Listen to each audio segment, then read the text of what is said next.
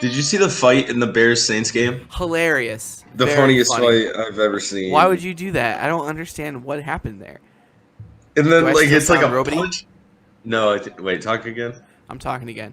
What I couldn't believe was he just like when the first punch like does nothing, that he goes for And the he, like, second punch. Well, and he, like, backs off real fast after the first punch. Like, I appreciate that like the Saints players did the thing that you're supposed to do to actively not like get that called on you. He literally got hit and just stood there and was like, "What do you want?" This is a fucking helmet designed to prevent concussions. You're not the fucking Hulk, dude. Yeah.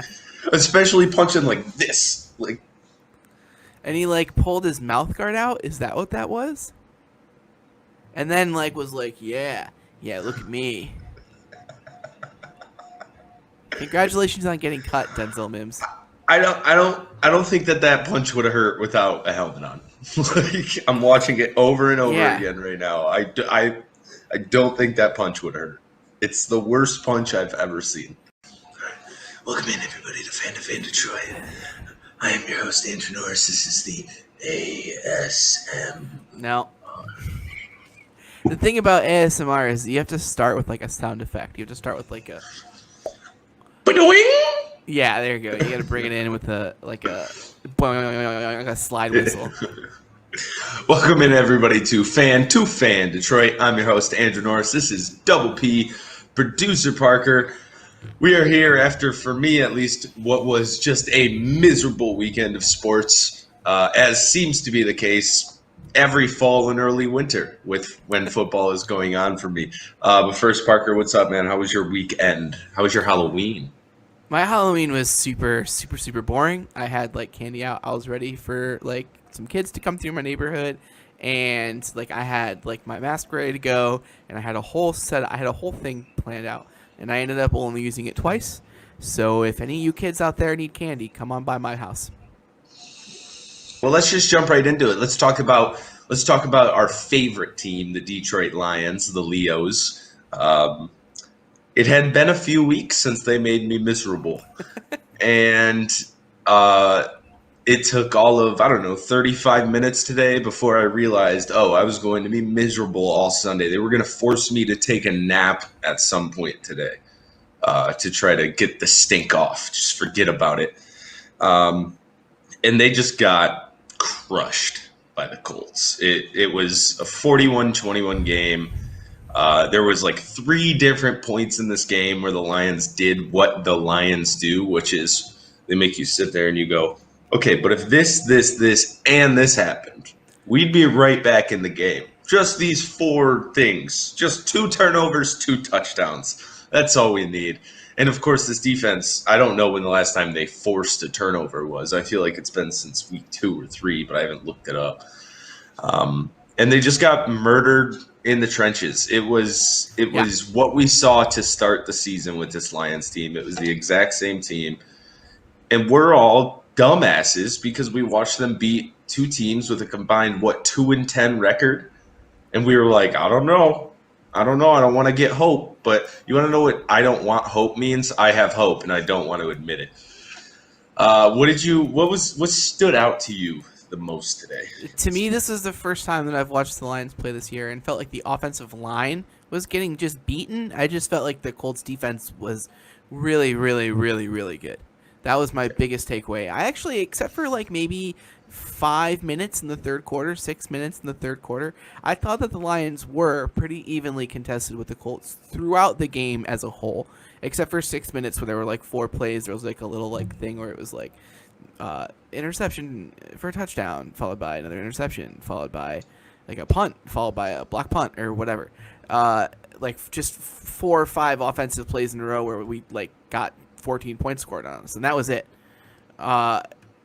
They scored 15 points in, I think it was 9 seconds. Yeah, seconds. That's a problem. That's not going to win football games, Andrew.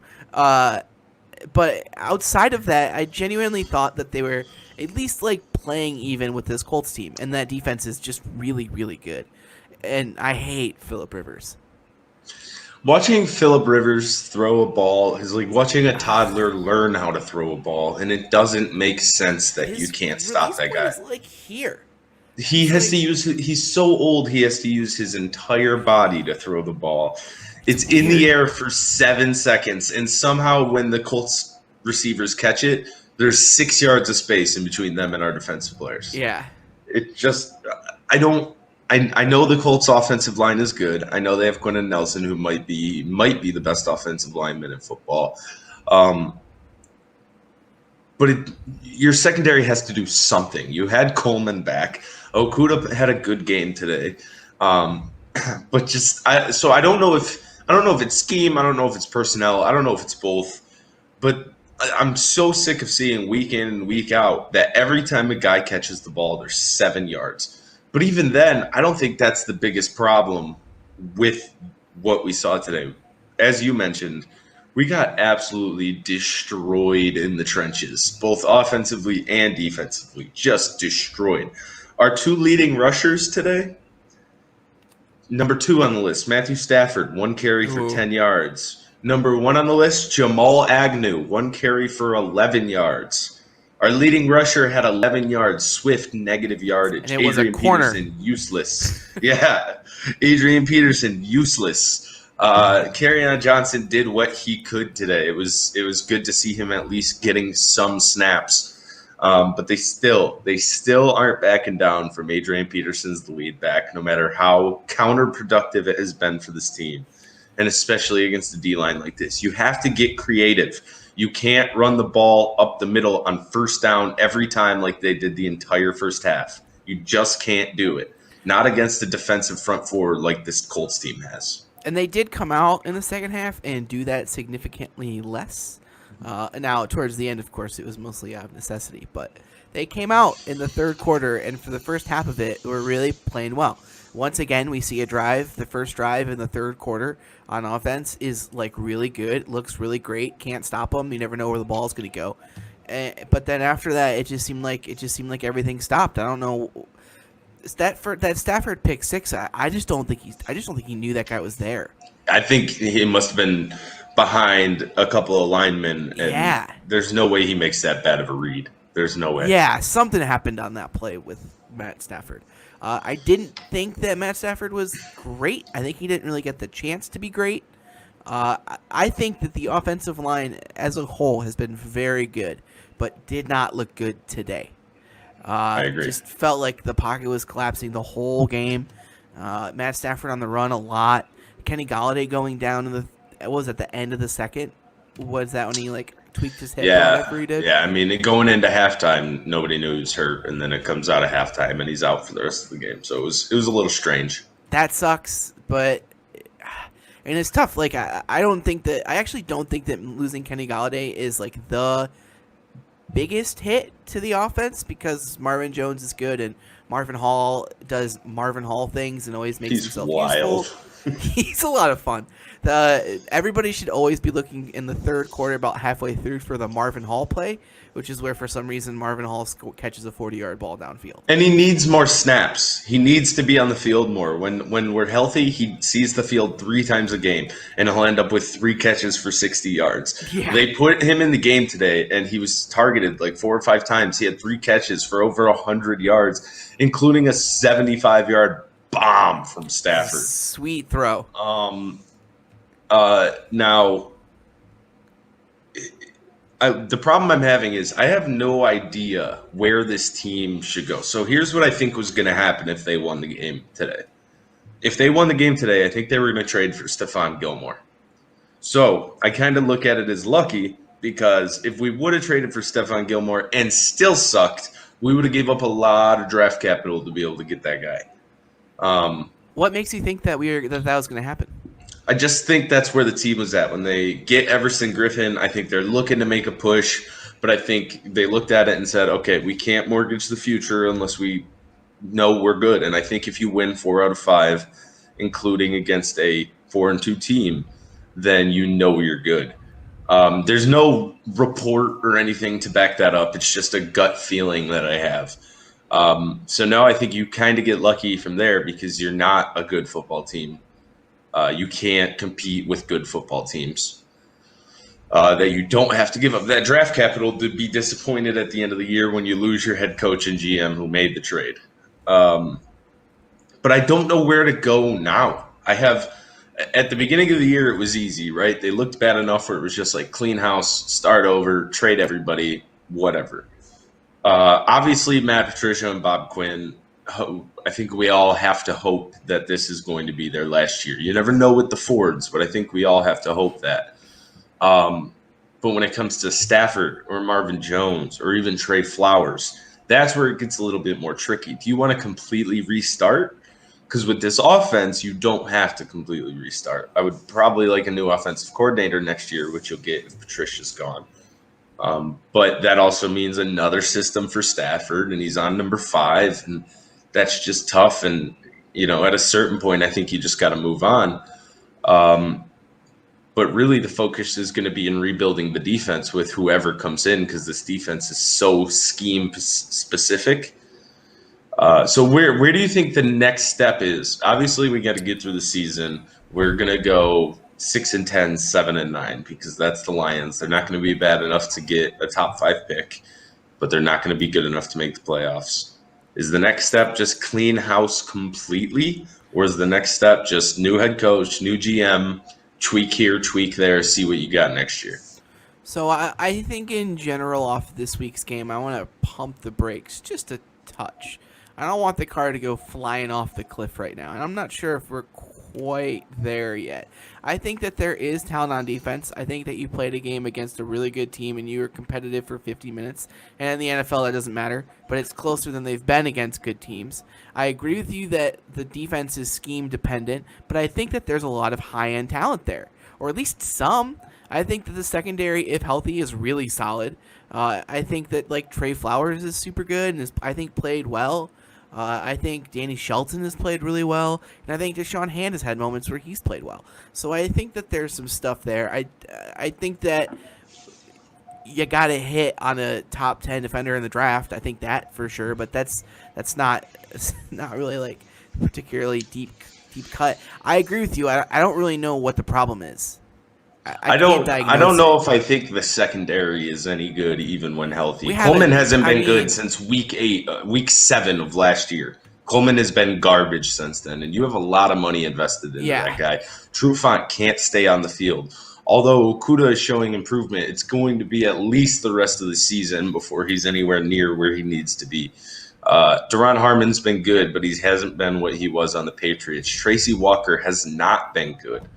Your linebackers stink outside of Jamie Collins. Your linebackers stink. That's a problem. That is, I think, if we are to diagnose one position as the problem position, it's the linebacking group outside of Jamie Collins. There's nobody else. Nobody else is it just seems like nobody else is even athletic enough to play in the NFL on that side of the ball. Every time Jelani Tavai is on the field, something bad happens. Yeah. Every single time, which, saddens me deep to my core because I love Jelani Tavai. But he's useless. And we've seen a Jared Davis this year when he's on the field that is been good in pass coverage and good rushing the quarterback. I think it might be time to try to give him a chance over the guy who moves about as quickly as my grandfather did out on the field. He just can't move side to side. He can't do it. Tavai can't do it. And he doesn't get to the quarterback, and he's not good in pass coverage. So what's the point? Is it just like Bob Quinn and Matt Patricia going, "Hey, look at us. We made a good pick. We're going to prove it." I don't know. I don't know enough about how the linebackers are supposed to be operating in this scheme. The linebackers are bad. I think that the corners, if healthy, would be decent. I think that the D-line needs work, but has actually been better than I thought it would be. I mean, they got a little bit of pressure today, and they do that rushing 3 or 4, which I feel like is kind of by itself impressive, but it just something's in the water. So let me ask you this. Does bringing in Todd Bowles fix the defense as your head coach? If this team fires Matt Patricia and brings in a fucking defensive head coach, I swear to God, I will be a Cleveland Browns fan. I can't jump to the Seahawks because I feel like that's cheating, but I will jump to the Cleveland Browns. I swear to God. They're not going to do get not- Eric Bieniemy. Why not? Because he's going to have a better offer. From who? This is how you sell it every time in sports where you're a shit Falcons? team. It's not a better offer. Every time you're a shit team, this is how you sell it.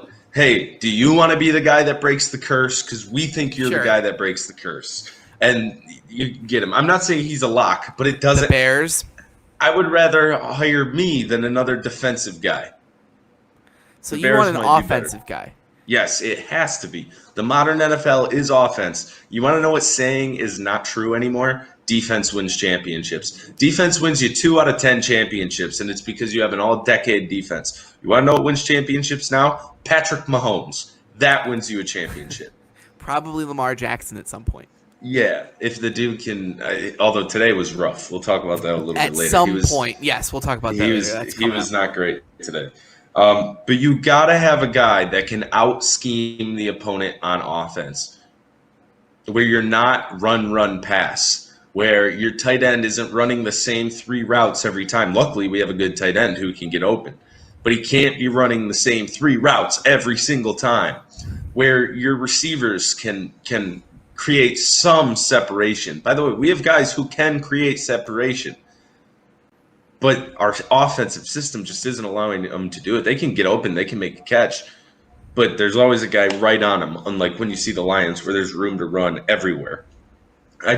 I'm defensive guys, I will pass. One, because the roster is not good enough, so you're going to be waiting 3 years for that guy to get the defense he wants. And 2, because the NFL doesn't dictate for that anymore, and you never have any idea if a defensive coach is good until he's coaching. Eric Bieniemy, you know that guy is good at creating an offense. You don't know how good of a head coach he is, but that's just how it's going to be. But at creating an offense and an offensive system that works around the players he has, I know he has the best quarterback in the world, but he doesn't have the best receiver core in the world. His running backs are good now, but he doesn't have a top 5, top 10 running back.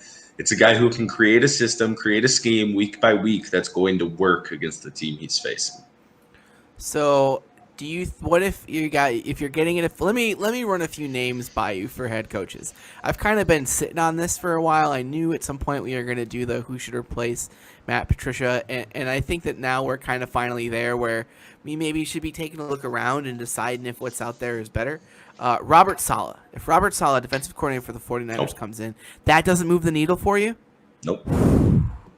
I mean, I get not wanting to take a defensive guy. I understand where you're coming from. The NFL is offense, but we've seen like Mike Vrabel is technically a defensive coach, but I think that he's done a good job putting an offense together, and I think that Robert Saleh would be one of those guys.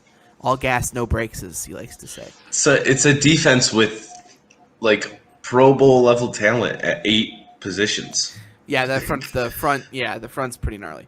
I'm reading from a Google Doc. Greg Roman, offensive coordinator from the Ravens. Yeah, more than Saleh. Okay. I would be interested to see his track record pre-Lamar Jackson because I don't know it off the top of my head, but yes. What is our special teams coach? If he was going to be a coordinator, what position would he? Would he be an offensive or defensive coordinator? I would assume offensive, but I'm not 100% sure, honestly, about Braden Combs. Fuck it, hire Braden Combs, dude. I'm kind of convinced that Braden Combs should be moved up somehow because Sean the special McVay. Teams is clicking right now. Yeah, it's the only side of the ball that we're good on. Until I said today that is the best special teams unit in football, they were pretty much flawless, and then they had their worst 2-quarter stretch of the season, and it was still good. They they had a block punt in that game. Yeah, they were still tagging guys to the 18-yard line on kickoffs. You have the best punter in the NFL right now. You have been locked down on punt coverage. Jamal Agnew hasn't been a star, but he's been good returning. You got to see Marvin Hall looked like he was going to get a return today, and I actually think that's a route they should go. Have him and Agnew back there and just see which one can make something happen because there's a return touchdown coming if you put Marvin Hall back there. So the number one thing that we feel is that the linebackers need to be better, and I feel like we can't find a second thing to put a finger at and go, this is why we're not good right now. I know that there was a little bit of pressure today, but you have to hurry and rush and sack the quarterback and hit the quarterback. And I get that they got in his face a little bit, but it's not even close to enough. I mean, it's Phillip Rivers. Phillip Rivers isn't bothered by a guy getting in his face for a second. Yeah, Phillip Rivers loves it when guys get close to him and don't hit him.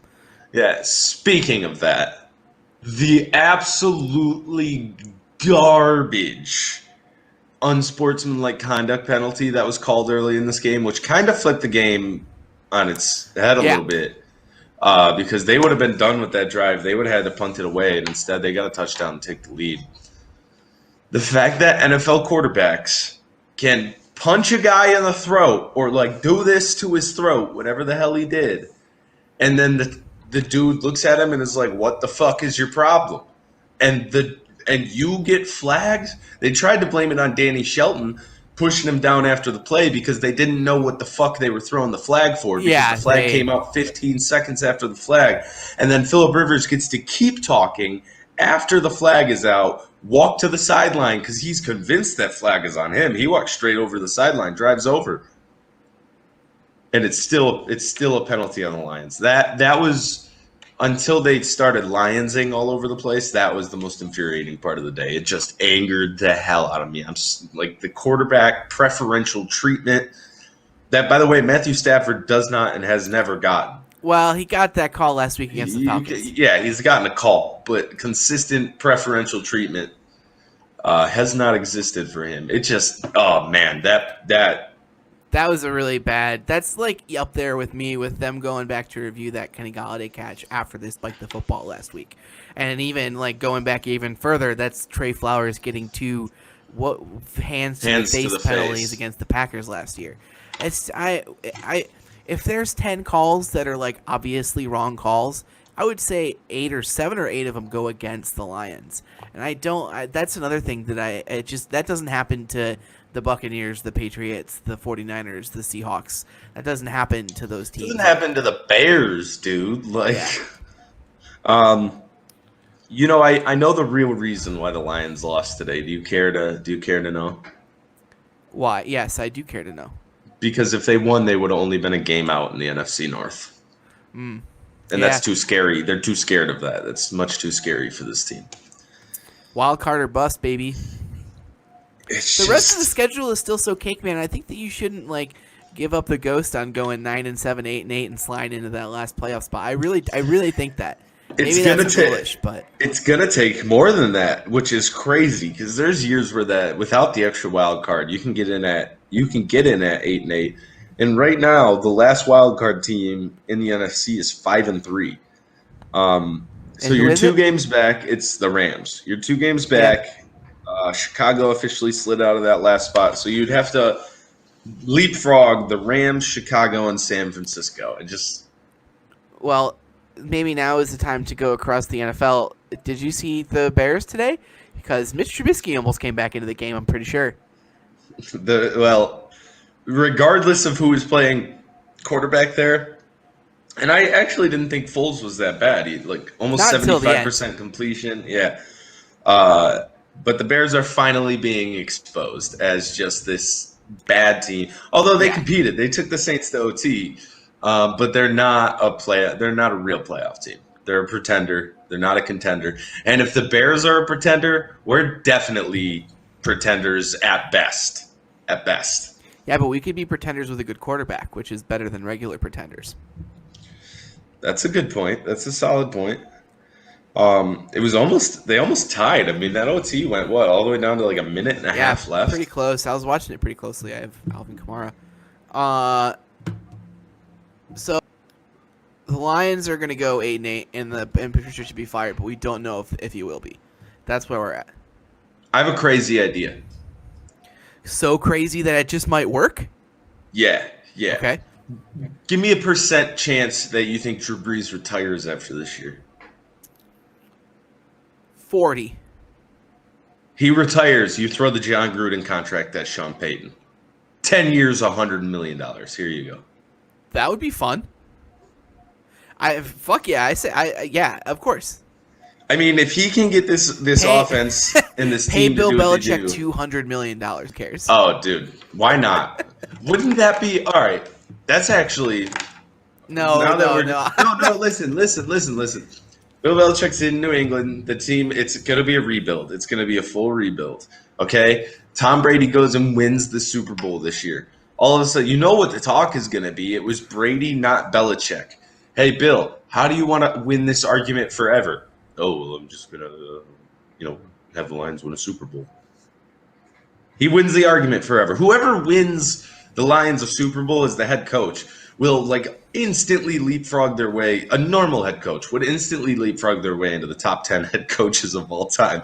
Bill Belichick would become the greatest coach in all sports in the history of the universe. Cool. Yes.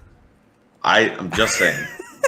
Money Sorry, talks. I know I'm not giving you much on that, but I don't want to dwell in fantasy coach land for too long.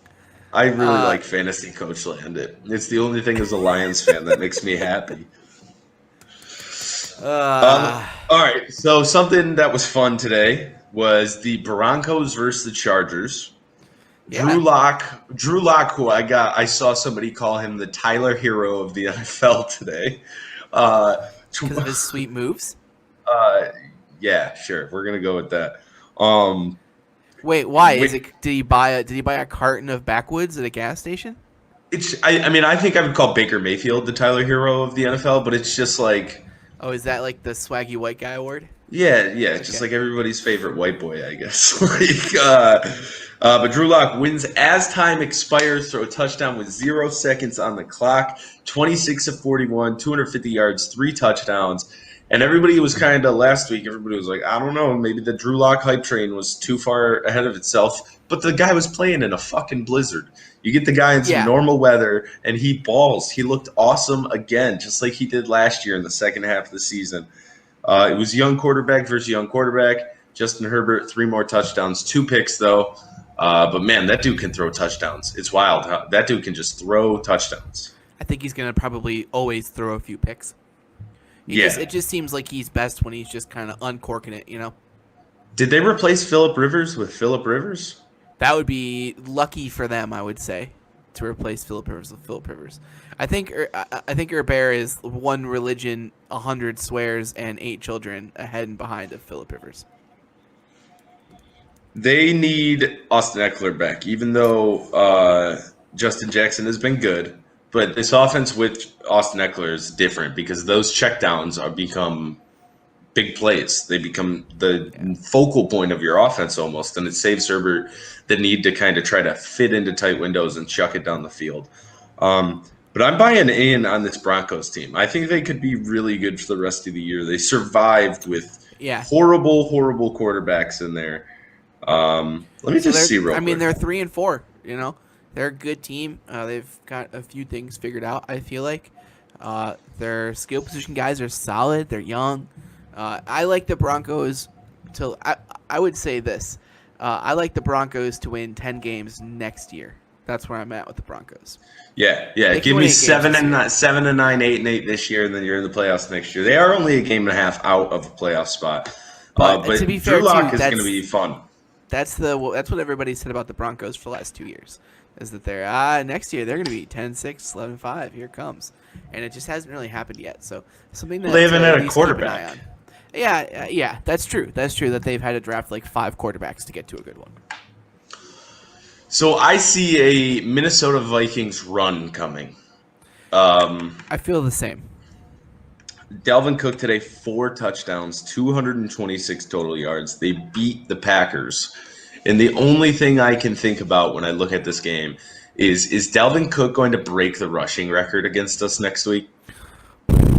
To be fair, the rush defense has been a lot better in the last 3 weeks, and the Colts really struggled today. The thing the Colts excelled at was dumping the ball off to their running backs in the flats and then letting them run for 20 yards of field. But I think also, to be fair, you've had to cover God damn it, who's the guy today?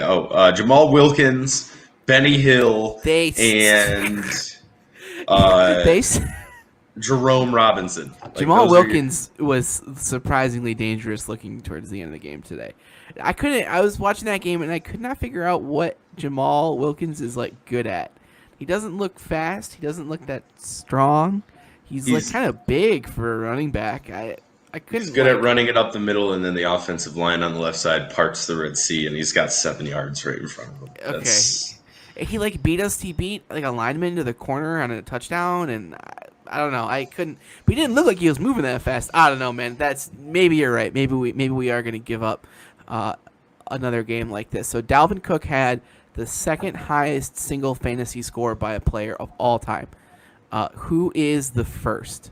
Clinton Portis. Oh, damn. I thought I was going to get you. I thought I was going to take you 3 tries to get that. 55.5, I think, points in one game. 5 TDs and like 180 all-purpose yards or something. So nutty. Absolutely nutty.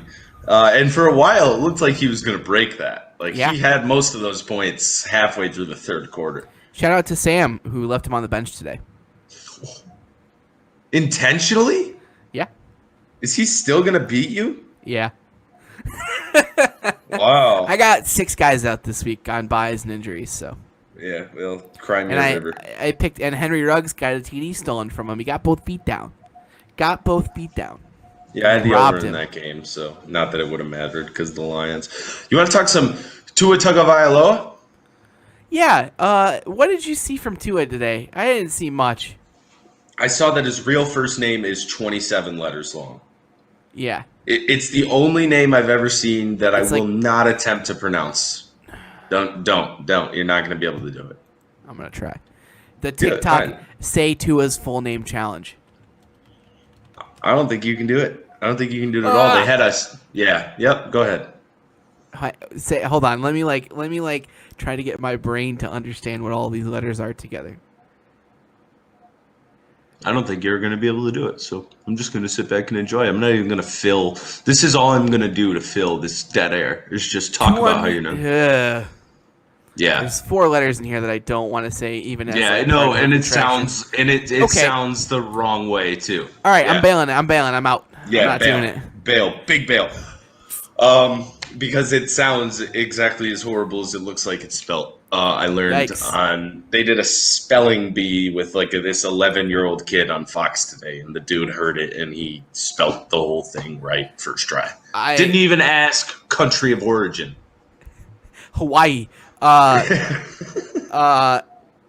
was trying to fish my way around it, and I couldn't do that either. Nope. It just is an impossible. Okay, so I didn't see a whole ton out of Tua, good or bad. They kind of won that game on defense and special teams. Tua only had 130 yards. It looked like a lot of dump offs. I don't even think he passed 100 yards. They were being super, super cautious. They're really wearing kid gloves with Tua right now. 93 yards through the air. No turnovers. Threw a touchdown. Sure. The touchdown he threw was very nice. Had a couple nice throws on the run. But this was a game where they got the lead early because I think the Rams went fumble, interception, punt, interception, fumble on 5 drives. And then they just said, "Look, we're not gonna let this rookie quarterback go out there and turn the ball over and get him back in it." So they didn't, and it worked. It worked fantastic. It was a defense versus defense game. I think the Dolphins might be the first team to ever score 28 points without their quarterback getting to 100 yards. Yeah. But even the Rams defense was good. They just were screwed by Jared Goff today. Just absolutely screwed. Jared Goff down below the Jared Goff line now. Yeah. 2 interceptions, 61 pass attempts today for Jared Goff.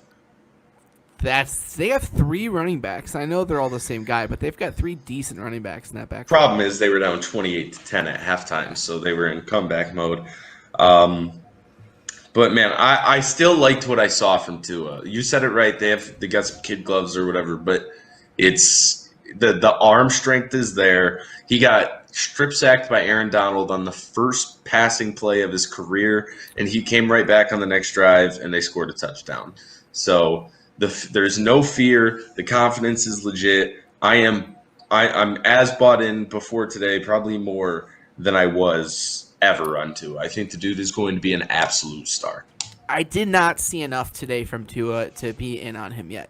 As somebody who didn't watch him play a ton in college, I'm kind of viewing him only through the lens of watching him as an NFL player. And to me, there just wasn't enough data for me on this. A lot of dump offs, a lot of the skill position players on offense for the Dolphins aren't great. They're, it's a lot of Mike Gesicki, a lot of Devontae Parker, who did break out for a touchdown today, but still, to be continued on Tua. I want to see next week.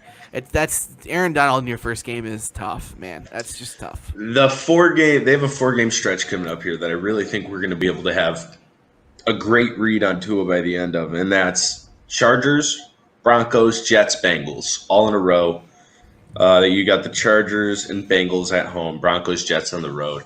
But you're facing all young quarterbacks during that. Can you outperform them, I think will be the question. And your defense should be good enough to hold up against these young quarterbacks. So Dolphins-Bengals is going to be like the highest stakes, lowest record game of the year. Well, I mean, shit, if he can beat – I mean, they got the Cardinals next week. Then you go into that 4-game stretch. I'm not counting Miami out of the playoff race. You're a game out. You're a game out, and that's cupcakes after that. And then you got the Chiefs, Patriots, Raiders, Bills to end the season. So the end of the season is going to be tough, but you should have at least 4 more wins on that schedule if you're the Dolphins. Yeah, 5 if you're lucky, right? In fact, 5-point dogs versus Arizona next week. I'm intrigued. Coming off a bye, Arizona is though, so something to think about. I actually like Arizona probably for that game. Let's talk about Joe Burrow, who was amazing today. He was incredible. That 9-yard scramble where he did like an Eli Manning type move and just kind of survived and got 8 yards up the field. Not for like a first down or anything, but he shed 3 linemen off of his back. The guy's just ice cold. It's crazy. Dude, so cool. I don't know if this is gonna make any sense, but Joe Burrow is like the fully actualized version of the high school quarterback in the varsity jacket. He is that in every movie. He's the guy from the movies. That's what he is, and he's living up to expectations. Every week, I just watch him and I go, Peyton Manning. Cool. Yeah, no, Peyton Manning. The Bengals just got Peyton Manning. That's fine. There's no big deal. They just got effing Peyton Manning, who's probably going to take care of the ball better throughout his career. Did you ever watch Friday Night Lights? No.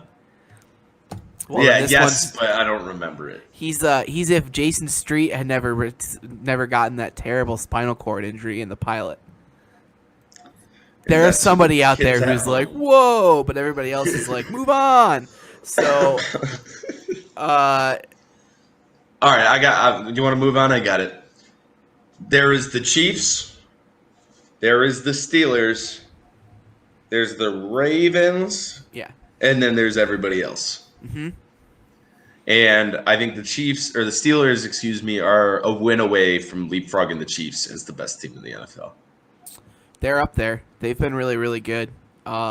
They've just been good at everything. Great on defense. So they're so good at everything. Their receivers are unstoppable. Yeah. Mike Tomlin's kicking ass again.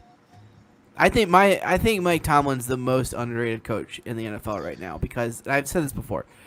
He should be in that almost Belichick level pantheon for what he's done. Yeah, I think the problem, so pre-Antonio Brown, Le'Veon Bell, I think he was getting there. And then I think that all the locker room drama, him hip-checking Jacoby Jones on the sideline a couple years ago on a punt return, I think all of those things just kind of added up. And people were like, I don't know. Is it the Steelers or is it Mike Tomlin? And it's both. It's both. It's the second best franchise. No, it's the best franchise in football. Followed closely by the Patriots. But I give more Belichick over Patriots than I do Tomlin over Steelers.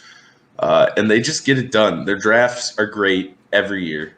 I mean, just think about the last few years on defense. You get TJ Watt, you get Devin Bush. No top 5 picks needed. Rarely a top 10 pick needed.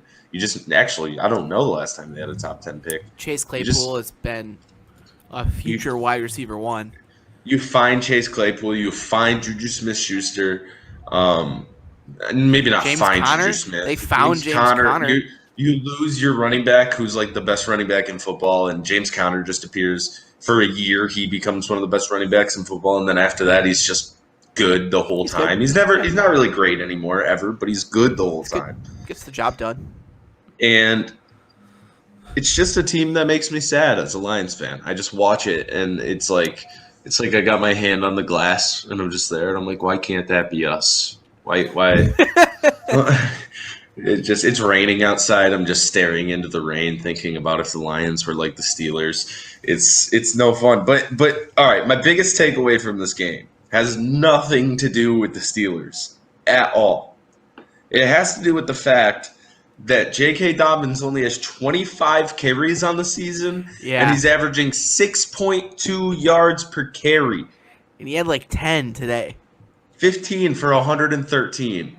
7.3 yards per carry. He's untackleable. How many times do I have to tell everybody he's Emmitt Smith? How many times do I have to do it? He's like how tall is he? Like 5'6"? Like it's defenders just like kind of like hit him and deflect like he was like a trampoline. They just kind of go the other way. He's fun to watch.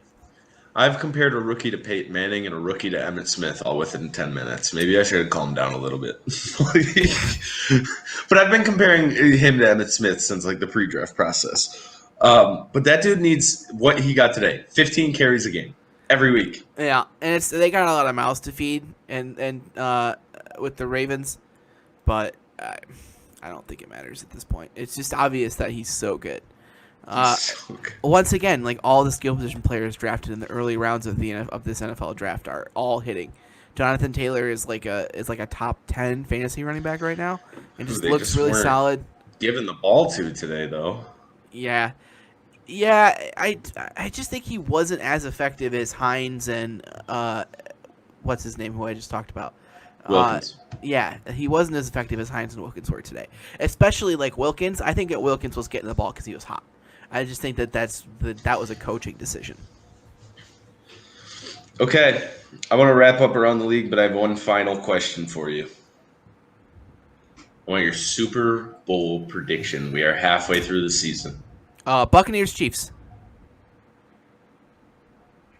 Seahawks, Chiefs. Who wins? If it's Seahawks, Chiefs.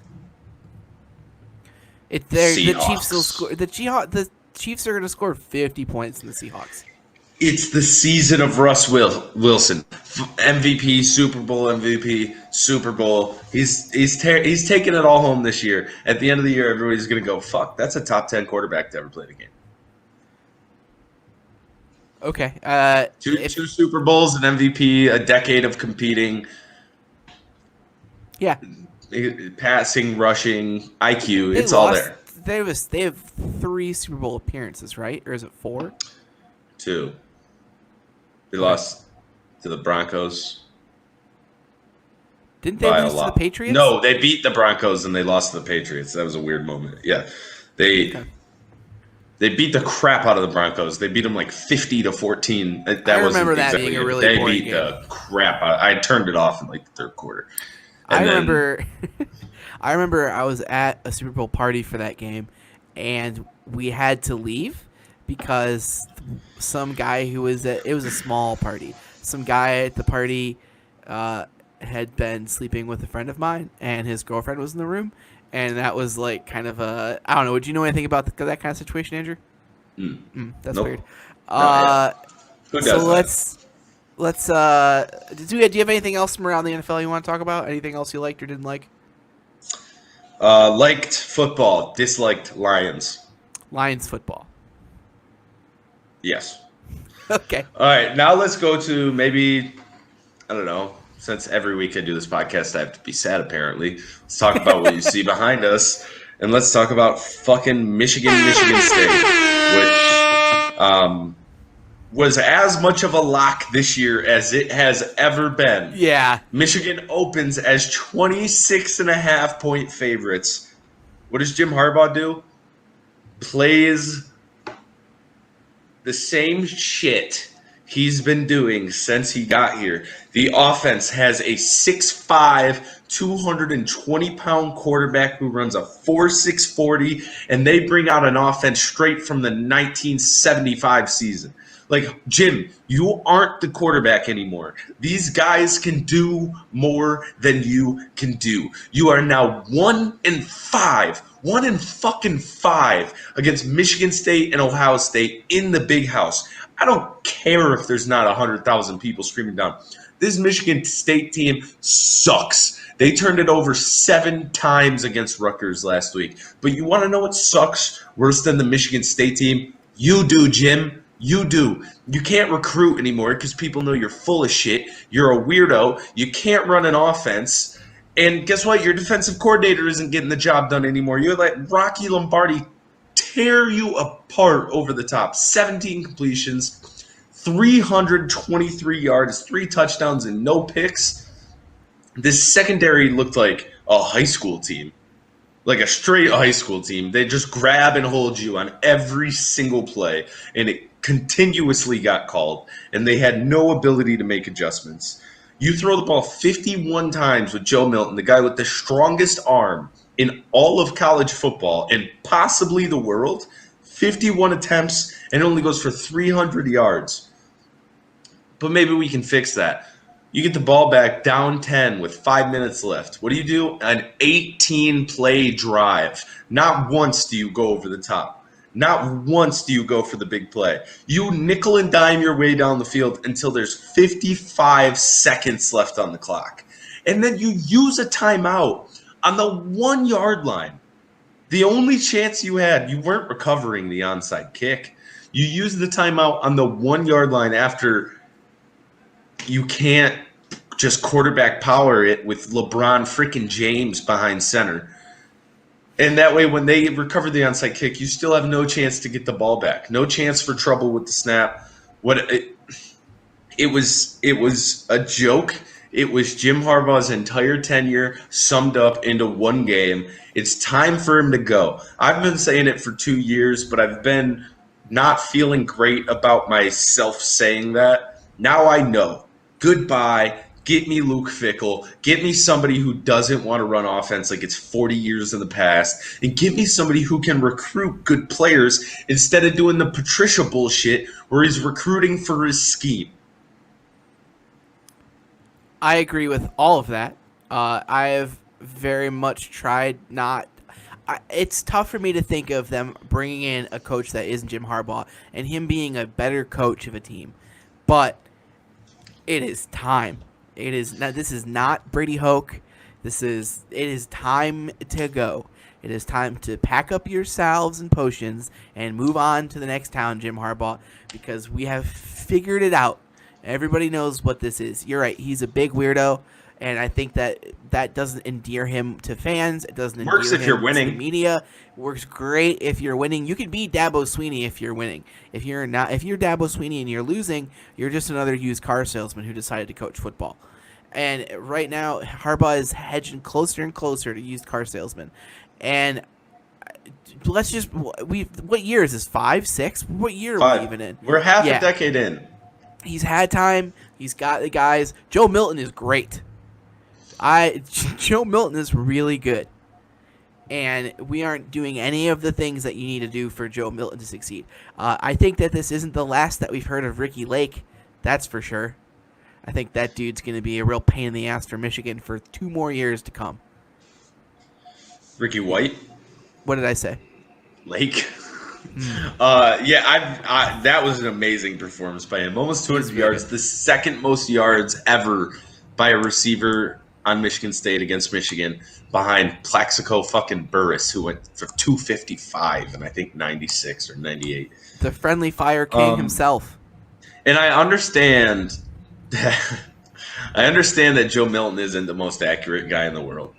But you want to know what would help that? If for the last 3 years you could recruit a wide receiver, you could recruit a skilled position player. You want to know what Brady Hoke at least did? He got Jabril Peppers. He got Rashawn Gary. He got the guys. And that's what you need in college football. Every college football team is going to play hard and do their thing. You need the guys who are just so much fucking better than everybody else on the field that the other teams can't beat you. And Harbaugh just isn't getting those guys. His system isn't good enough. I don't even know if I trust him as an NFL coach anymore. And let me tell you, to go back into fantasy coach land, it would not surprise me if he was the Lions coach next year. That would really suck. But, I mean, I just don't understand how a guy can go flip an NFL franchise around in a year from 3-13 to a winning team to go into a Super Bowl just like that and not be able to coach in college. It's got to be different skill sets, I guess. I mean, you're dealing with more failure. You're dealing with students, not professionals. But, like, it's this thing about it is it's the offensive scheme. It's that you can change. You know, you can do more different things than what they're doing. It just he's hired a new offensive coordinator to change the scheme. He said himself he was going to change the scheme. They've started recruiting a different style of guys, and it's only gotten worse. Gaddis was supposed to come in and play this mega ultra modern offense where they're running the ball with the quarterback, chucking it downfield, and none of that is happening. None of it.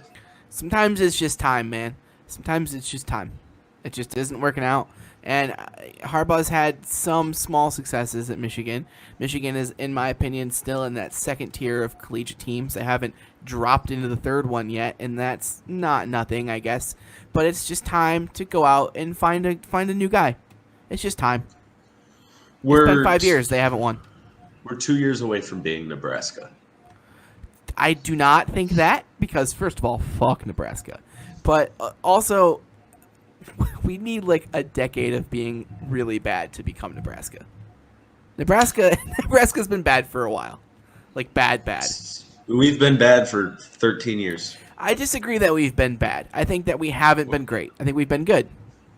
We haven't gone to the Big Ten championship game.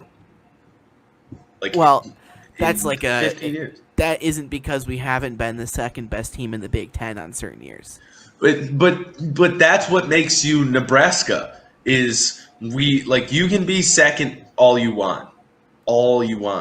But all we're doing now is living on our split national title in 97. And then the next best thing to happen since then is a loss to Ohio State in a 1-2 game in 2006.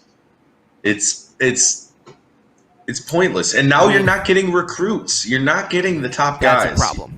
You're not even in the running. Hope could do it. Rich Rod could do it. Harbaugh can't do it. Yeah. I don't know. I don't know what to say about this team. At least I guess it's a little bit different than the Lions because with the Lions I get disappointed and hopeful and sad, and with Michigan I'm just like, what the fuck? It's How? just like burnout. Yeah. It's the same shit. Even more than the Lions over the last 10 years. It has been the same shit every year. At least with the Lions, every once in a while, we get a fucking touchdown with 0 seconds on the clock and an awesome comeback victory. We with beat Michigan, the Patriots. Yeah, with Michigan, you just watch it and you're like, I have no feelings. I'm dead inside on this. It's just some of that I think is expectations, wherein the expectations are that Michigan goes almost undefeated or undefeated. And the expectations with the Lions are, please don't make me have to refill my Zoloft prescription. And those are slightly different. But at the end of the day, like every once in a while, the Lions surprise us and win. And when Michigan, there's no winning that surprises you with Michigan. There's no like good way to win. You either hit expectations or you fall superiorly below them. And some of that is Jim Harbaugh's fault because he runs his fucking mouth all the time. You know how much better my life would be if I didn't like football? Or like sports right now? Yeah, but especially football. I'm okay with the Pistons sucking. Like that, I can watch the Pistons when they suck. And on top of that, I'm a LeBron James fan. So I've had 17 years of being able to watch a really cool player every night. I like the Tigers. They gave me a decade. I don't give a shit about the Red Wings. Hockey, yeah. Sorry, guys. You know how this show works. What's hockey? But with football, I'm not 100% sure, if I'm being honest. With football, it just defeats me. It just every fall I go through the exact same shit down to a T. The Lions. Lose, win. Hey, maybe they're good. Lose. They're not good. Whoops, sorry, I'm a dumbass. Michigan, hey, we have this new sweet quarterback, maybe Jim Harbaugh, the quarterback whisperer, the guy who made Andrew Luck the best quarterback prospect we've seen since Peyton Manning. We got this new toy for Harbaugh to finally figure out. Wait a minute, they ran the ball up the middle 30 times. Ah, shucks. It's just every year. That is the exact story. The exact story. Let's move into like our second bigger chunk of the show, which we're actually gonna have to make pretty quick because we're coming up on time. And I just know how long you and I will talk about like fake trades in basketball. Yeah. It is officially basketball offseason. The basketball offseason is gonna come hard and fast. It's gonna one day be basketball offseason. I think we're gonna see a bunch of trades. Nobody's been able to trade for 18 months. There's a lot of rumors in the NBA right now involving draft picks. There's a lot of fluidity, I'm going to say, with what the cap situation might be, although it seems like less now. But we've kind of held off a couple of weeks because we wanted to take a look around the league, maybe do some coach talk if we can fit it in here. But let's start here. The Pistons, coming up into this offseason, are going to have $80 million guaranteed in contracts. The cap is looking like it's going to be $109 million. They're going to artificially keep the cap high. I don't want to get into how they're going to do that, but they have the 7th pick in the NBA draft, and it kind of feels like the world is their oyster right now. That they don't have anything crazy going forward right now, but that they've got some room to potentially set themselves up for a bright year, but not like a big winning year. So what do you think the Pistons are going to do? Not what do you want them to do, what do you think they're going to do? Man, it's tough because there's so many options. I think they're probably going to spend some money on some mid-level free agents, which is the wrong way to go about it. I don't know if they'll trade back into the lottery, which is something they should be trying to do. They should be on the phone with the Warriors every day trying to figure out how to get that number 2 pick with a deal involving Blake Griffin and Andrew Wiggins, and I'm not sure they're going to do that. I don't know if I've seen this front office in a situation like this enough where I can tell you what I think they're going to do. I can tell you what they should do. Yeah. I can tell you what they should do. And what they should do is, like I said, you're on the phone with the Warriors every day trying to get the 2nd pick without trading your pick. You might have to. If you do, you do. Okay, that's option 1. Option 2, Luke Kennard for the 10th pick. Boom, just like that. If you got to throw in a 2nd or Bruce Brown even, I'm down. Who is the 10th pick? You might be able to get Okoro. You might be able to get Okongwu. There's names. Nobody has any idea what this lottery is going to look like. I think every team has a very different big board. Or you could take 10 and 7 and move that for 2 or something along those lines. Phoenix has the 10th pick. I thought you meant what player. Yeah, no, Phoenix. You're good. I know. That's why. Yeah. Who Kennard would fit very well in that offense. He'd be a great 6th person on that offense. So then what you should do after that is, hey, teams who need some cap space, because there's only 7 teams with cap space right now. The Hawks, Grizzlies, Knicks, Pistons, Hornets, Cavs, and Suns. So, hey, good team / middling team who needs cap space. I see you have that really bad contract there, and you know what I'm in the market for? Bad contracts, but here's the kicker. I need a pick with that bad contract. Give me the 17th pick in this draft. Give me a next year's first-round pick. We can even make it lottery protected if you want, and I'll pay that contract next year and even maybe the year after because I'm that good of a guy. All of a sudden, you're stacking up assets. The war chest, as we love to call it in the NBA, is growing bigger and bigger and bigger. You hopefully have Killian Hayes. Okay, maybe, just maybe, after the reports of the last few days where teams are not impressed with Melo, you have LaMelo Ball. Or you trade up for 2 and you get LaMelo Ball, and then you get like Okongwu at 7. I mean, there is options all over the place if you do what a good franchise does, and that is just know you aren't there yet. Know you're not there. Know it's going to be a while before you're there. So you try to get as many assets as you possibly can. Does Blake and 7 for Wiggins and 2 get it done? It should, right? I mean, Blake doesn't have a ton of value with a ton of teams, but with the Warriors, he has value. I think that there's some Blake market out there, man. You sent me a trade that I liked a lot with the Hawks, where the core of it was Blake and I forget what else for Dwayne Dedman and the 10th pick and a 3rd piece. Do you remember what trade I'm talking about? Yeah, I'm trying to find exactly what it was. It was like two centers, I thought. It was Blake and Luke Kennard Yeah. for Detman, Capella, and the 6th pick. So the Hawks would have to go find a center, but whatever. They'll find a center. Well, they could take James Wiseman if they get lucky. Oh, no. No, you have their pick. Yeah. So then you have the 6th, 7th pick. Then you trade Luke Kennard for 10. Then how you feeling? You have 6, 7, and 10. You're stacking assets. I know this might not be the perfect draft to do that in, but these trades don't happen in a strong draft. You aren't able to make these trades if it's a strong, deep draft. And on top of that, I don't know that this draft doesn't have good talent. I just know that this draft doesn't have the best top-end talent. The guys going between 6 and 10 are as good as normally any draft going between 6 and 10. You and I think that Killian Hayes is going to be an all-star point guard at some point. I think that there's a lot of there's like Denny. I heard somebody Avdija. say no, it's Avdija. It's Avdija. Whatever. It's Avdija in my mind.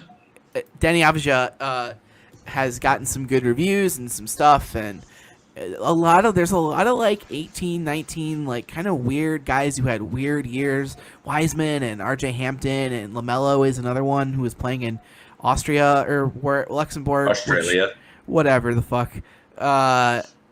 There's gonna be some big misses and some big hits in this draft, and I actually think this draft's a little underrated even for top end talent. I think that they're like Anthony Edwards is, in my opinion, like a pretty locked in day one starter in the NBA. And I know that like the Timberwolves are kind of implying that they want to trade or they don't want to take him, but I just think like Anthony Edwards, D'Angelo, and Cat is like a good core for a team. Does 6 and 7 get you 1? Maybe. So that's like too many steps though, dude. That's like 6 moves on the chessboard. Now that I don't think it's good, gotta be one of those. It's gotta be one of those off seasons if the Pistons want to be able to finally get out of mediocrity here in the next few years. It's gotta be light years ahead off season. So this is what I think they're going to do. Fred VanVleet has been linked with the Pistons a lot, quite a bit. And I think it makes sense. Dwayne Casey knows him. He's a good player. He's going to get a paycheck.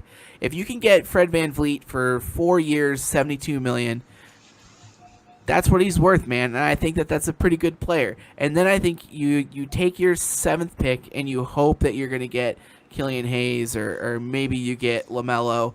So you're rolling out like kind of a young core. VanVleet's 26. So if your goal is to be good in 3 or 4 years, VanVleet can help you there. He's going to be good in 2 years. He's still going to be a good player. And if he's a good like 4th NBA player, 3rd NBA player at $18 million a year, in my opinion, that's a pretty good deal. You want to know what team you would be if you were an NBA GM? Are you going to say the Sacramento Kings? No, I'm going to say the fucking Pistons. That's who you'd be. What does Fred VanVleet do for this team? What does he do? When you get Fred VanVleet, you want to know what that means? Blake's staying. And you want to know what that means? You have the 8 or the 7 seed this year. And you want to know what that means? You're in the exact same fucking spot you've been in since 2009. Well, this is what I think they're going to do. Go ahead, sign Charlie V. Sign Ben Gordon. Do it. Sign Josh Smith. Oh, we got the Twin Towers now. There aren't a lot of free agents available, and the Pistons have $30 million in cap room. If I'm reading all of the charts correctly, which I believe that I am because I've spent a lot of time trying to figure them out, you have to spend 90% of the cap, like per NBA bylaws. So you take bad contracts with picks attached.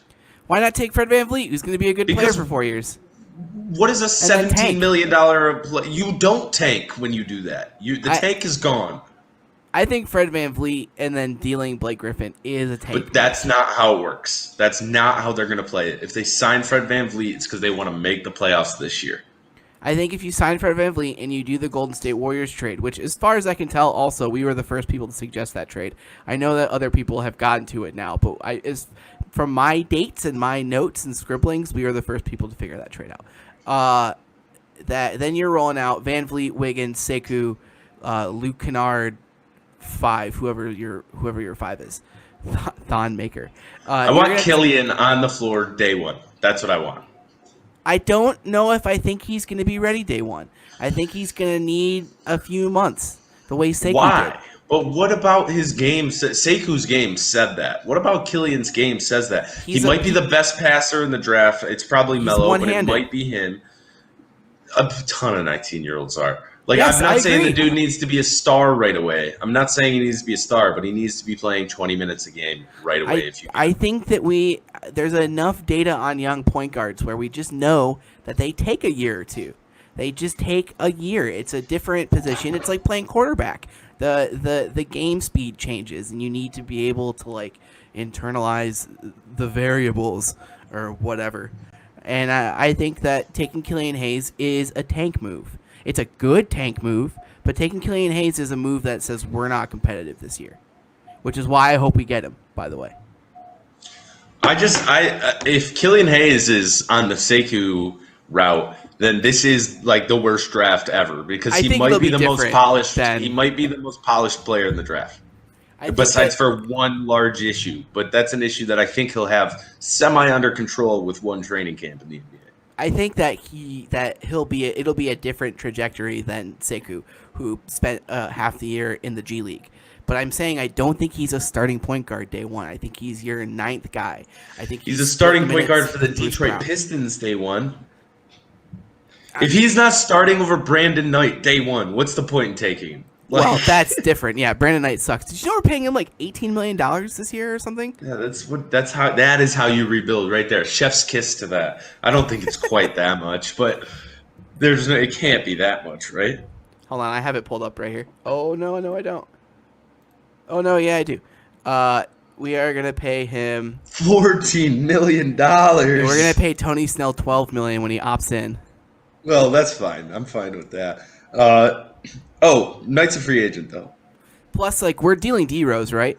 So I think that there's, like, a D-Rose for Kuzma trade coming that's going to, I think, be a good trade for the Pistons. The Suns gave Brandon Knight 5 years. He was good. He was stepping up until he tore his ACL, though. Yeah, I'm okay with that trade. I know a lot of Pistons fans don't want that trade, and I get that you guys love Derrick Rose. Yeah, he's great.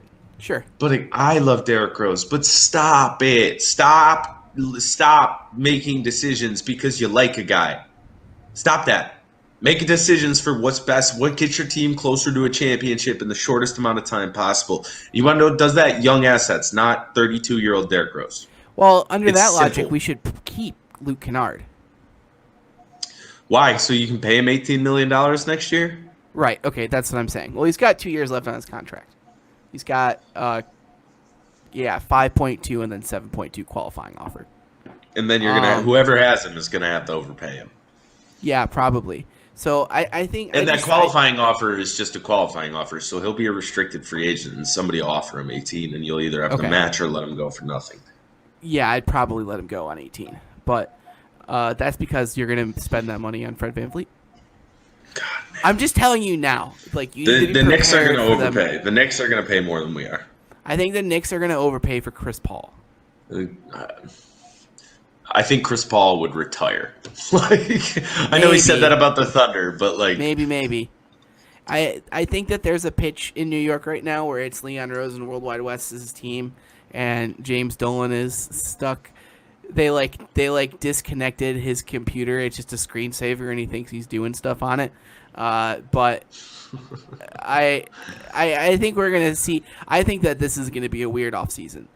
We know where CP3 wants to be. Which is where? Lakerland. There's no way. It'd be very tough to make it happen. There's a way to make it happen. Possible. Not impossible. Danny Green's contract makes anything possible. Dude, Chris Paul's like $32 million a year or something. It's more than that. He's much more than that. But Danny Green's 15. No way. It's possible. But you just have to give up half your roster, which, by the way, I would. And then what you're hoping is that you can sign like the following players to minimum contracts: Langston Galloway, Rajon Rondo, Chris Dunn, Shabazz Napier. LeBron loves Shabazz Napier. Yeah. It can't be much worse than this year's Lakers bench. Oh, just kidding. I don't know, man. It'd be tough. I'm not saying it's going to happen. I'm just saying that's where CP3 wants to be, for sure. All right, I'm gonna give you Is some. Otto Porter a free agent right now? I would love to see Otto Porter on the Pistons team. I know that you hate that because he's 27, but if you can get him for $10 million, if you can get 4 years, $40 million for Otto Porter, I'd do it. I'd rather have that than Fred VanVleet. I'm just saying, I think that every indication is the Pistons are going to sign Fred VanVleet. I love Fred VanVleet. No, you do not. I love Fred VanVleet. I'm a big fan of that Raptors team minus Kawhi. Big fan. Big Raptors guy over here. There is no reason to sign him to $18 million year contract to a rebuilding team. Because not only is that the ultimate basketball purgatory move, but now it's Fred VanVleet has to create all his own offense. And you want to know what he can't do? Create all his own offense. Right. Yes. I think you combine him with LaMelo or something, and that's kind of interesting. Okay. I got names here of players who could be traded this offseason. And I want you to either just give me a team that you think would go for them or a deal. If you can give me a deal, that's great. But we'll see. It's on the fly here. So, Bradley Beal. Stays where he's at. The Wizards want to keep him. Okay. I actually agree with that. Joel Embiid. Stays where he's at. I think that the Sixers are going to deal Ben Simmons. But if it was Joel Embiid. I still think that trade is with Houston. I think that Joel Embiid ends up in Houston. The other place I could see him ending up would be the Knicks, just because. Not Denver. What about Portland? I don't know if they have the assets to get it done. But they'd have to deal C.J. McCollum, which they aren't going to do because this would be officially the millionth fake trade involving C.J. McCollum that hasn't happened. Could you get him in Denver? Could you play Jokic and Embiid next to each other? I mean, so I don't see why not. I don't know. That hurts my brain. Yeah, right? But that might be good that it hurts your brain. What about Utah in like a Rudy Gobert style deal? I don't know what it does for either team. Well, I think it's really good for Utah. I don't think Embiid would want to play in Utah. And I don't think Daryl Morey wants Rudy Gobert. Anyway. I don't see the whole Embiid as like this big prima donna guy that I feel like a lot of people get that vibe. I don't think we've seen that from Embiid at all. When Embiid shows up to a camp in shape, like a preseason camp in shape, then we can move on. But that's not the same thing as a guy being like, I'm not playing in Utah, period. Like, we've never seen anything like that from Utah is notoriously a place that NBA players don't want to play. Well, I think I have an idea why. All right, Ben Simmons, Rockets. It's Harden. So it's Simmons and what for Harden? It's like Simmons and some throwaway contract. Who's the like backup five? The core of like a more interesting deal is you find a way to put Al Horford in that deal, and you also give him somebody else. It's the most untradeable contract in the league. Yeah. Yes, I agree. Drew Holiday. If I'm the Pelicans, I want Drew Holiday to stay. And I think Stan will too. But this is the guy out of all the top guys who can get traded. I think this is the one where it makes the most sense to be able to get for the Lakers. So the one that's like being linked would be like Drew Holiday in a piece for Victor Oladipo style trade. He goes to Indiana. I agree for the Pacers. I mean, I love Drew Holiday, but it seems like Oladipo wants to leave. So you're He's forced basically into it. Said it. Yeah. And that, again, Indiana, another place where NBA players notoriously do not want to play. Oladipo finding his way to the Rockets for something would be interesting. James Harden. They have no assets. That's why, I love Morey on the Sixers. I love it. Yeah. But if you also look at this Rockets roster, I'm not sure we should be anointing this guy like the most genius GM ever. I mean, the way he helped change the way the game's played, sure. But as far as building a roster, there was years where Eric Gordon was the second best player on that team. I think that they took a shot, and they went all in, and they lost.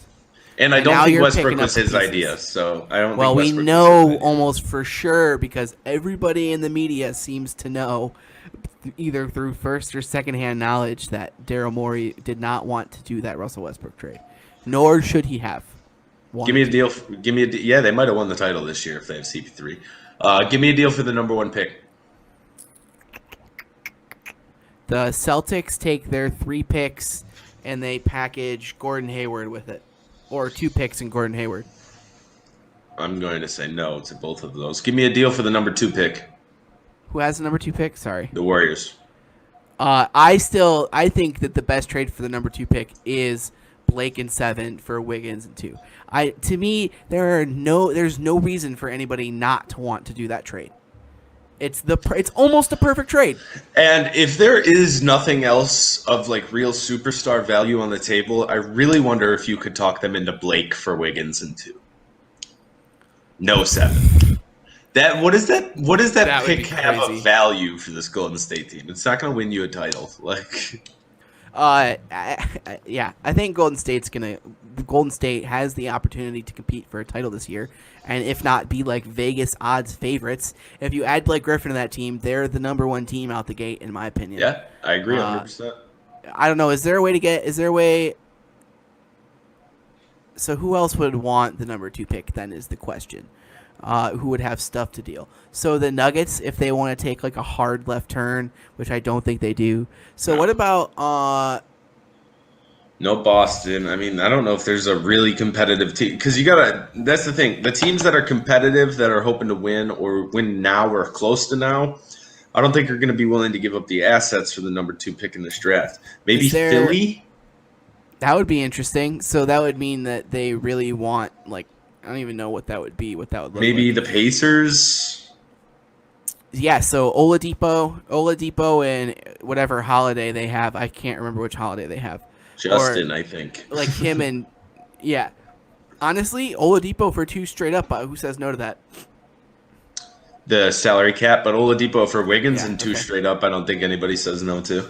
I think that if you're taking back Wiggins and you're Indiana, you probably want something else. By the way, I would love to have Wiggins here for the next couple of years in Detroit. Me too. I know he sucks, and I know he's lazy, and I know he travels the least amount of distance on the court of any player in the league, which is like real. That's real. The least amount of distance traveled in the league. And I know his contract has like a few years left, but this dude averaged 24 points a game a couple years ago. There's at least something still there. He might just be Jeff Green, but he's a better Jeff Green. So he's not the worst thing for a rebuild. Dwayne Casey, I mean, if you bring him over in a trade like that too, and I think that Dwayne Casey would have the authority to be like, okay, you're playing 15 minutes tonight. Get on the bench. Dwayne Casey would just slap him in the face. Yeah. Dwayne Casey would just repeatedly slap him in the face. Yeah. And not to mention, he'd be the number 1 option on offense. If he averages 24 points again, you might be able to get something of value next year. Maybe. I think that he fits the timeline, too. He's only like 25 or 26 still. He's still a young guy. He's still young. What if he gets 10% better? Obviously, he's not living up to his contract, but if that dude gets 10% better, that's like a really good player. Yeah. So I don't know about really good, but good. I don't know who I have to call or who I have to talk to, but to me, that trade's like kind of a no-brainer. God, this talk got me really excited for the NBA offseason. Then the Warriors can take Okongwu, and he's like the perfect bench guy for them. Yeah, just find whoever. No, take Okoro. Try to find the next Andre Iguodala. Sure. Or if like Obi Toppin falls or something. Yeah, whoever. Oh my goodness, Toppin would be awesome on that team. What if they end up with 7 and they still get LaMelo? Light years ahead. That would be the movie Draft Day, which I think this is the second straight week I've referenced. The most accurate NFL movie ever made. Yes, of course. He trades the 3 first-round picks for 1 from 7, so basically the same thing. And then what's the fucking quarterback's name? Bo McBoface. He falls, and all of a sudden he's like, shit, I got to trade for 6, otherwise the Seahawks are still going to get Bo McBoface at 7. Trades 3 second-round picks, and then gets his first-round picks back, and then he's anointed the savior of the world for trading 3 second-round picks for a guy that he could have just waited and traded 1 second-round pick and 1 third-round pick for the 13th pick and got him anyways, but I digress. And then global warming stops. Yeah. And then all praise Kevin Costner. We just marched. Giant statues of Kevin. I'm done with this. Okay. Do you have anything else on the NBA offseason? How do you feel about Stan Van Gundy as the coach of the Pelicans? I fucking love it. Interesting move. Yeah, he's not coach GM, so I love it. Stan Van is the man. I don't care what anybody says. He's going to get that team playing so hard. They're going to be ridiculous on defense. They're going to be maybe the best defensive team in basketball next year. The Pelicans, I think, are going to have high expectations, and I think that they will meet them next year. Brandon Ingram's going to be in like a real contract year because he's a restricted free agent, so I'm sure that they'll match whatever because he's a max guy at this point, the way the NBA is. So he's going to be $25 million a year, easy. Yeah, easy. All right. You looked like you were about to say something. You misread that. I misread it. I don't think so. I think you took it back. All right, everybody. Thank you so much for listening. NBA offseason is almost fully upon us. We'll be talking about it in the weeks to come. We are halfway through the NFL season, so don't worry. We got more of that. Tune in Thursday for our NFL Bonus Picks podcast. We're still both doing all right, even though I'm having an iffy week this week. Parker's still absolutely on fire. I'm 2-1. I got the Monday night game, and I'm pretty sure that that's going to hit. I think that's going to be. Yeah, so it's... oh, shit. What's the score of the Eagles game? That was the other one. 9-7. Well, that's not good. But either way, I'll have at least 2 wins, which means I'll be at worst 12-5-1. So... Fuck. That's crazy. I won't be far behind you, which is also crazy. 2 guys being this hot at the same time, it's pretty much impossible, which is what all the women say when they watch this show. Okay, let's get out of here. We opened on me offering children candy, and we closed on you bragging about whatever that was with women. So I think that we're good. And look at my hair. My hair is just great. Lord. Of course I brag about it. All right, thank you everybody for listening. For me, your host, Andrew Norris, and Double P producer, Parker. We will see you same time, same place next week. Probably sad again because of football. But we'll see. Maybe there will be a little bit of light at the end of the tunnel. Thank you again for listening, and peace. Shout out Jack Imperato.